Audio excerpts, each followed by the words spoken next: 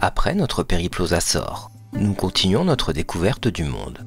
Et cette fois, c'est dans le Pays basque espagnol que nous posons nos valises.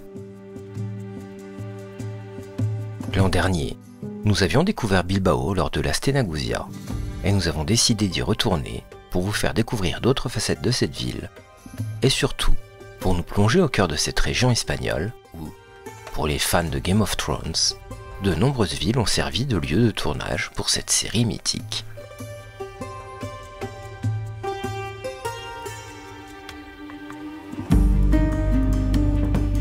Et pour ce premier épisode, nous commençons notre journée à San Juan de Vastelovaste, un îlot rocheux qui semble tout droit sorti d'un conte de fées et qui a été choisi par les créateurs de la série Game of Thrones pour représenter la maison légendaire de la maison Targaryen.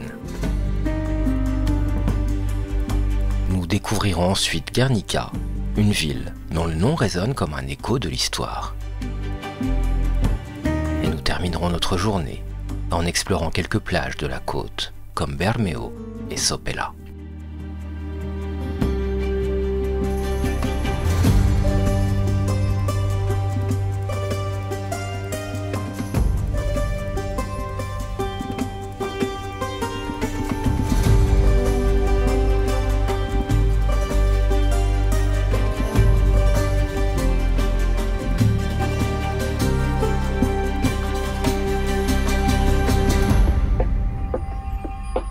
Notre première destination de la journée est San Juan de Vastelovaste, ce rocher mythique qui se dresse fièrement face à l'océan Catambrique.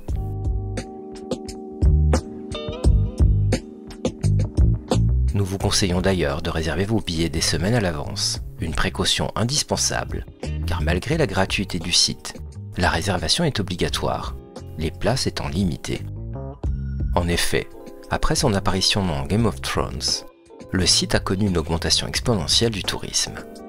Des fans du monde entier se sont rendus sur la côte basque pour emprunter les 241 marches que Daenerys Targaryen et Jon Snow, entre autres, ont foulées.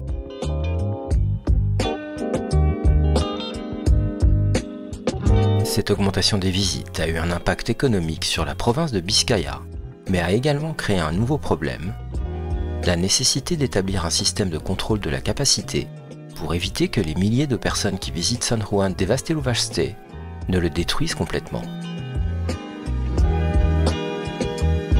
En approchant du site, le profil de l'îlot se dessine.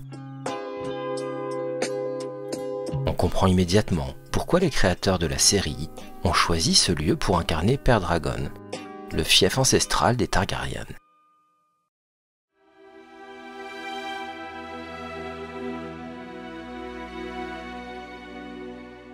L'endroit respire la magie et le mystère.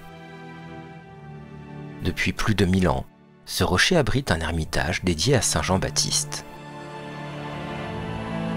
Pirates, rois et pèlerins ont foulé ces mêmes marches au fil des siècles. On dit même que l'intrépide corsaire anglais, Francis Drake, aurait tenté de s'emparer du sanctuaire au XVIe siècle. À chaque virage, le paysage se fait plus spectaculaire.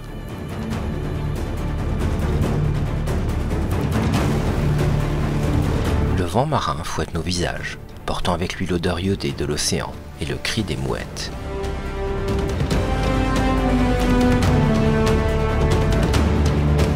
Arrivé au sommet, le souffle coupé autant par l'effort que par la vue, nous prenons un moment pour absorber la majesté du lieu.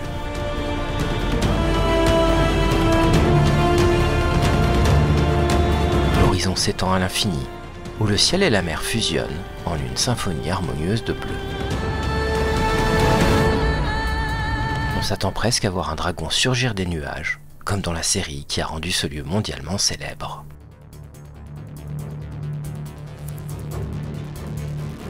L'ermitage, simple et austère, contraste avec la beauté sauvage du paysage.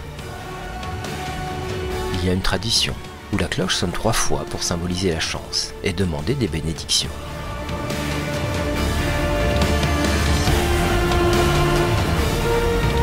chiffre 3 est considéré comme important dans diverses cultures et traditions, symbolisant souvent l'exhaustivité et l'harmonie. Redescendre est presque à regret.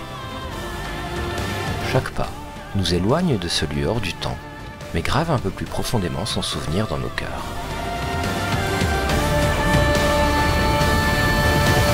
Vasteluvaste n'est pas qu'un simple site touristique, c'est un bout de magie accroché à la côte basque.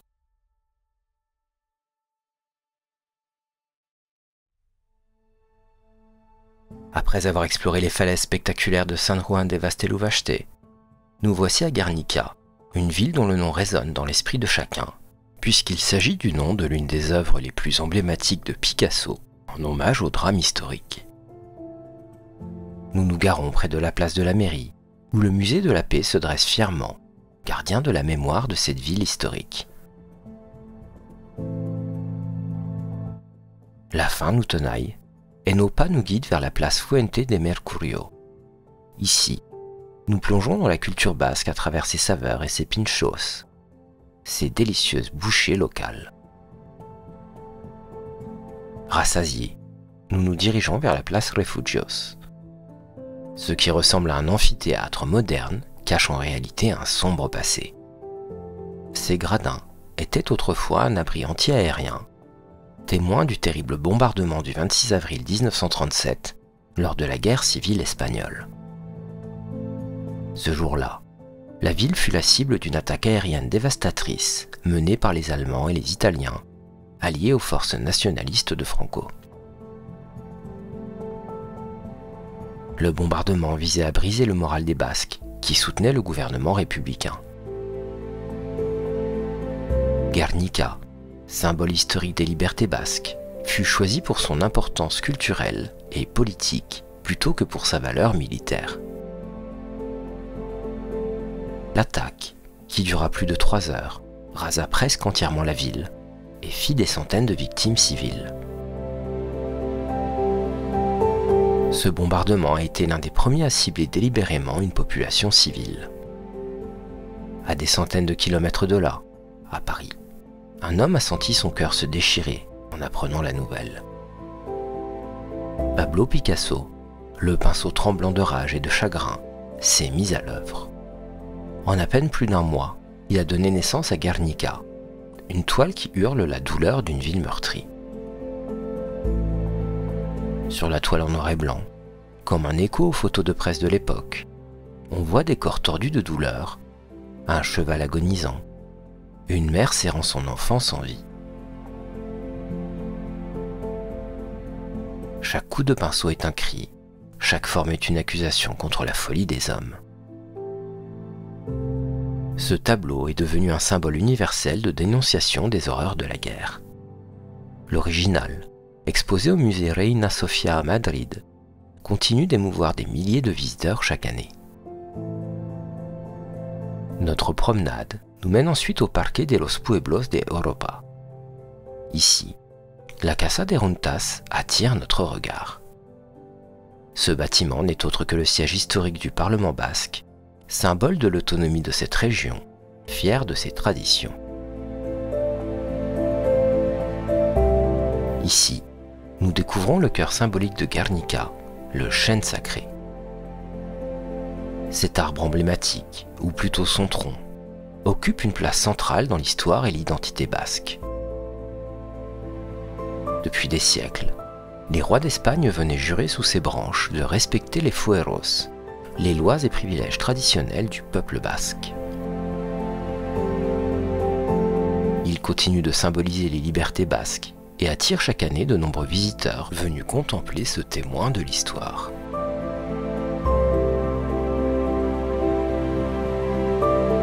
Le monument aux martyrs nous rappelle le lourd tribut payé par la ville pendant la guerre.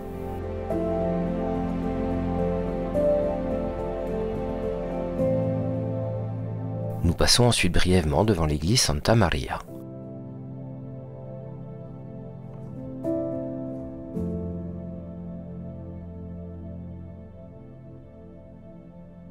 Bien que notre visite soit courte, la beauté de son architecture basque traditionnelle ne manque pas de nous impressionner. Notre visite de la ville s'achève sur la place du marché. Guernica, autrefois synonyme de destruction, est aujourd'hui un symbole de paix et de résilience.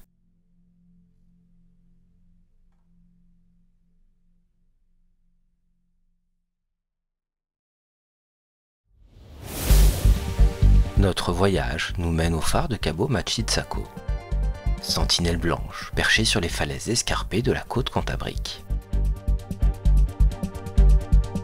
L'ancien phare, dont la tour est le seul élément encore debout, fut inauguré en 1852 et resta en service jusqu'en 1909.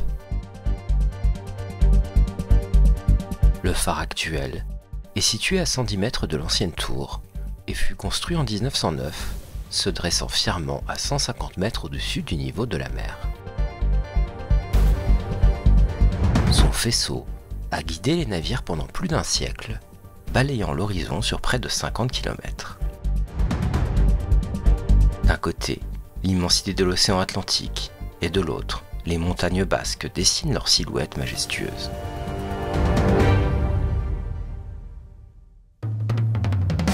En quête d'un moment de détente, nous nous dirigeons vers la côte, où le hasard nous conduit à la plage de Gorondache Ascori. Nous garons notre voiture sur le parking gratuit, en haut de la falaise, et il nous faut un certain temps pour atteindre la plage. Tandis que nous descendons le chemin escarpé, nous anticipons déjà silencieusement et à voix haute l'épreuve qui nous guette lors de l'ascension du retour, particulièrement après avoir savouré un moment de détente sous les rayons du soleil.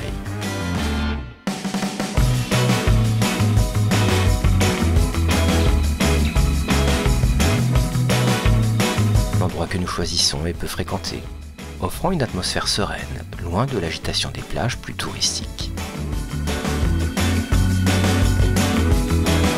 Les sauveteurs surveillent la plage, qui est équipée de douches. Aujourd'hui, l'océan est agité. La baignade est limitée à la zone surveillée par les sauveteurs.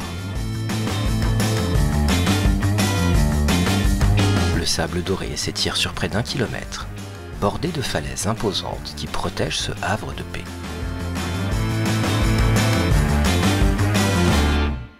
Le paysage qui nous entoure est d'une beauté saisissante. Les falaises calcaires, sculptées par le temps et les éléments, s'élèvent majestueusement, offrant un contraste saisissant avec le bleu profond de l'océan. La végétation luxuriante qui couronne ces formations rocheuses ajoute une touche de vert à ce tableau naturel.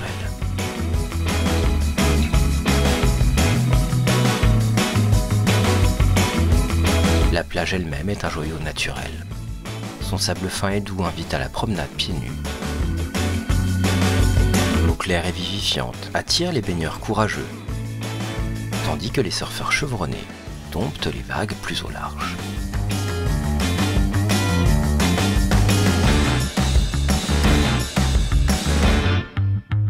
Avant que le soleil ne commence à décliner, nous quittons ce havre de paix pour rejoindre la ville côtière de Sopela. Notre journée s'achève au bar El Peñón de Sopela, niché sur les hauteurs avec une vue imprenable sur la plage. Nous nous installons sur la terrasse, anticipant le spectacle à venir. L'ambiance est décontractée et chaleureuse, typique de l'hospitalité basque. Les conversations animées se mêlent au tintement des verres, créant une atmosphère conviviale qui nous berce dans l'attente. Depuis notre perchoir, nous observons la plage qui se vide peu à peu. L'horizon s'embrasse progressivement, le ciel se parant de teintes flamboyantes. Le soleil entame sa descente finale, plongeant dans l'océan dans une explosion de couleurs. Ce coucher de soleil spectaculaire couronne notre journée d'une beauté quasi irréelle, gravant dans nos mémoires une image finale époustouflante de la côte basque.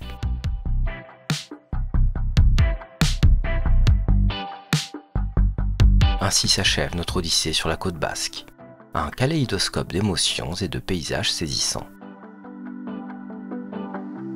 De l'ascension matinale des 241 marches de Vasteluvaste à la sérénité inattendue de Gorondache Ascori, En passant par l'écho poignant de l'histoire à Guernica, chaque étape a dévoilé une nouvelle facette de cette terre fascinante. Du mystique au tragique, du majestueux au paisible. Notre périple a tissé une tapisserie riche de contrastes. Alors que le soleil plonge dans l'océan à Sopela, nous contemplons cette journée gravée dans nos mémoires, imprégnée de la beauté brute et de l'âme authentique du Pays basque espagnol. À bientôt pour de nouvelles découvertes.